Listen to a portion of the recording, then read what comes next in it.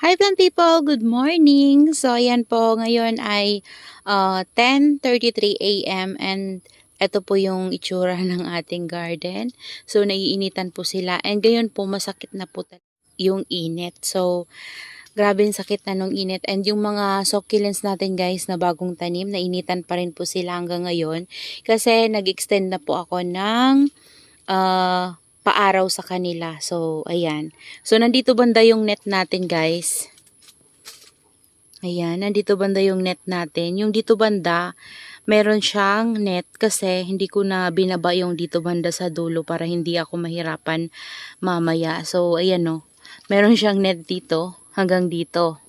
Yan. So, yung dito naman guys, wala naman tong masyadong dapat painitan kasi yung mga nandito natin sa area na to ay yung ating sedum burrito. Yan, yung ating sedum burrito naman guys ay gusto niya ng shaded lang, 'di ba? So ayan, ito lang naman guys yung nandito. Kaso lang yung sa baba niya, ayan siya oh. Nandito yung ating mga luwela, ayan. Bigyan ko kayo guys ng update sa ating kinat na luwela guys. So ayan po siya. Okay naman siya. Kaso, mayroong nag-ano dito. Mashi. Tapos ito guys, nakita ko na stem rot na naman siya oh. Yan yung ating non-variegated blood moon. So, inerdry ko siya dyan. Pinatong ko lang siya. Hindi na siya tumuloy. Ayan. So, medyo ano talaga to, si blood moon. Pero mabait naman yan siya guys. Siguro dahil dito banda hindi na sila masyadong mainitan yun na ano siya na stem rot. Ayan, so ito o tingnan nyo guys. Okay naman yung ating luwela guys. Meron na siyang new pops. Ayan siya. Ayan. Okay naman yung mga inano natin, mga tinapkat. So buhay na sila. Ayan, so puno na yung ating isang malaking pot na pahaba. Puno na ng luwela. So, nagsimula lang tayo sa konti and ngayon puno na siya guys. So, kapag ito, patangkad na naman siya ng patangkad, ikakat ko na naman siya guys para maipropagate natin sa ibang pot. Ayan. Tapos ito, ganun din. So, saka ko na sila guys pastresin kasi dito banda hindi sila masyadong makareceive ng enough sunlight kasi medyo shaded talaga dito guys banda. So kapag hapon naman guys yan medyo nakakakuha sila dito ng init. Ayan. So yan din po yung update sa ating mga propagation. Ayan. So, lagi ko po yan dinidilig-dilig kasi yung gamit natin dyan ay rice hull. So, mabilis talaga matuyo yung rice hull. And then, yung Aron P natin guys ay buhay na talaga siya. Ito yung mga pinropagate natin na Aron P. So, nag-green nga lang to guys. So, pero yung dun banda sa dulo, hindi naman siya nag-green. And then, yung mga leaves na nilagay natin dyan, buhay na din guys. So, napakabait lang din po ng ating Aron P. Madali lang siya buhayin. Ayan. From cuttings and from leaves. Ayan. So, ano lang yan guys. Yan yung Aron P na binili ko from Ma'am Crisel. And then, ngayon guys, ayan na siya.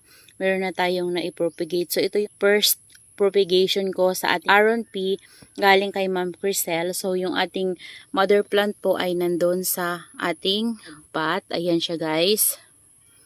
Ayan, yan dalawang yan guys. So, bali, nabili ko lang yan guys before ng 100 pesos. And then, may binigay sa atin si ma'am na free na Aron P din. So, yun. Nilagay ko sila pareho sa head pot. And then, ayan, nagpropagate tayo kasi matatangkad yung mga stem nila, mga leggy. So, kinat ko. And then, ito na sila ngayon guys. So, ito matataba tong iba. O, yung iba na yon siguro hindi pa sila masyadong stable. Kaya ganun. Ito talagang nakasipsip na siya ng water. Kasi palagi ko to dito guys, ini-spray-sprayhan para ay hindi sila sobrang matuyuan. So, kagaya nito, nung nilipat natin to dito guys, ayan no, gumanda na yung ating Pinwell Revolution. So, ayan guys, lumalaki na po sila. So, kapag lumaki na yan guys, mapupuno na yung ating pot. So, may bago tayong propagation dyan guys. Ito, maliliit pa sila. Ayan, siguro kailangan na naman yan guys. Siguro kailangan na naman yan guys i-water ngayon. Kasi parang tuyo na naman yung soil. So, kailangan kasi yan guys, palagi silang i-moist kasi ano yan guys baby pa. So, kailangan talaga nila ng water. Kapag napatuyuan natin yan ng sobra-sobra, nagdadry yung mga leaves niya, paliit siya ng paliit. Ayan, so hindi na siya lalaki. Paliit na siya po ng paliit. So, kailangan talaga nila ng water. Ayan. So, yan po yung ating propagation ng Aron P and then Penwell Revolution. And yung ating Luella. Charan! Diba guys? So, soon, kapag nahanapan ko sila ng pwesto guys na pwede ko silang mapainitan ng sobra para ma-stress ko sila at gumanda sila. Hanapan ko sila guys ng area. So sa ngayon dito muna sila kasi wala pa ako sa kanilang mapaglagyan. Ayan no. Punong-puno sila dito guys hanggang dito. Ayan. So wala tayong mapaglagyan na iba. Talagang nandito sila sa lapag. So dyan naglagay ako ng plastic kasi kapag guys, galing dito, 'di ba, kapag umuulan, paapak-apak tayo, napuputik banda yung dun sa apakan ko sa may cactus area, kaya naglagay na lang muna ako diyan ng plastic. Ayan, handungis na naman nga guys. So kasi umulan dito, katapos lang guys umulan tapos uminit. Kaya ganyan yung itsura niya. Ayan. So dito naman, meron ako ditong kinuha guys. So, ayan o, baby siya nito. Ito. Nakalimutan ko guys kung anong flower stalk to. So, flower stalk lang yan guys. Nilagay ko dyan.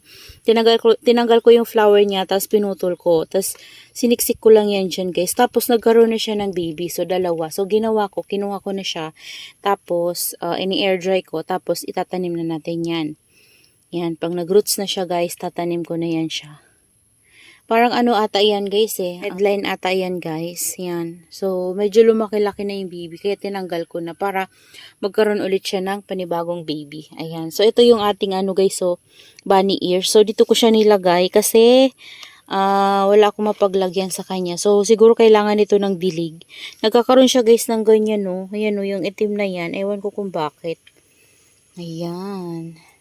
Dito pala guys, meron tayong unbox. Galing to kay Searching Nancy. So, ito yung, yung box na last na namain ko sa kanya. So, pinadala niya na pala guys. So, ayan. Maliit lang siya kasi konti lang naman yung laman nito. Pinadala na kasi guys si sir ng hindi ko alam. So, pinasa niya na lang sa akin yung receipt. So, ayan guys. Unbox natin to siya. So, ang laman nito ay Astro. Ang Astro ata yun guys yung laman nito. Umaalog-alog. Kunti lang kasi yung laman.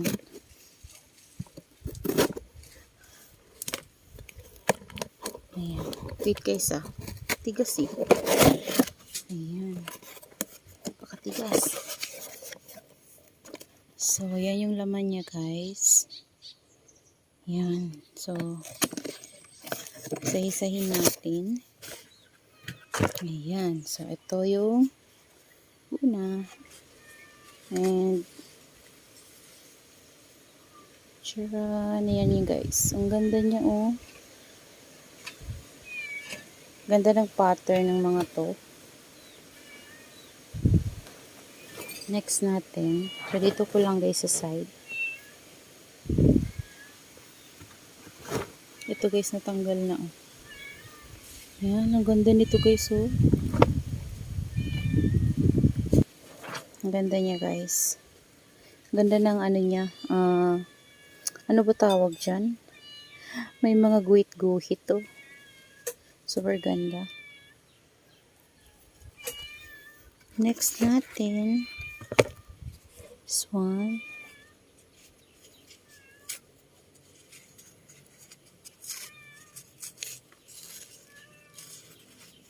Ay, ang ganda nito guys. Kaso walang roots. Nasagad yung roots. Ganda. So, first time ko magkaroon ng ganyan. Ano ba tawag dyan? Star shape. Ganda oh. 5 ribs. 1, 2, 3, 4, 5. Para siyang star. Next. Charan.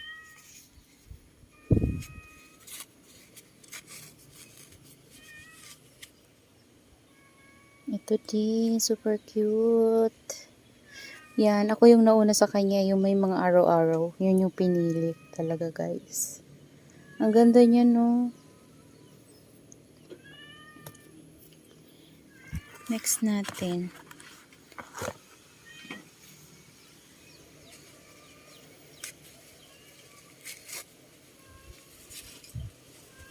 Ayan. So, tama lang guys yung mga size nila. Pero, ang gaganda ng pattern. Ayan, no? Ang ganda din ito, oh. Super cute.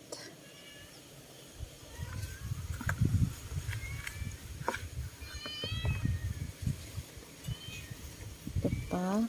Ito para medyo malaki to. Ay, ang ganda nito. Laki nito guys, so malaki to. Tapos, charan.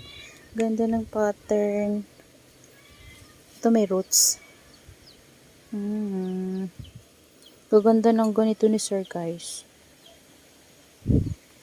Ilan na siya? So, meron na tayong 5. Oh, yan lang guys yung laman niya.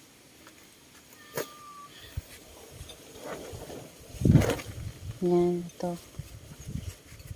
Yan, natatanggal na. Ito medyo maliit. Oh, ganda nito.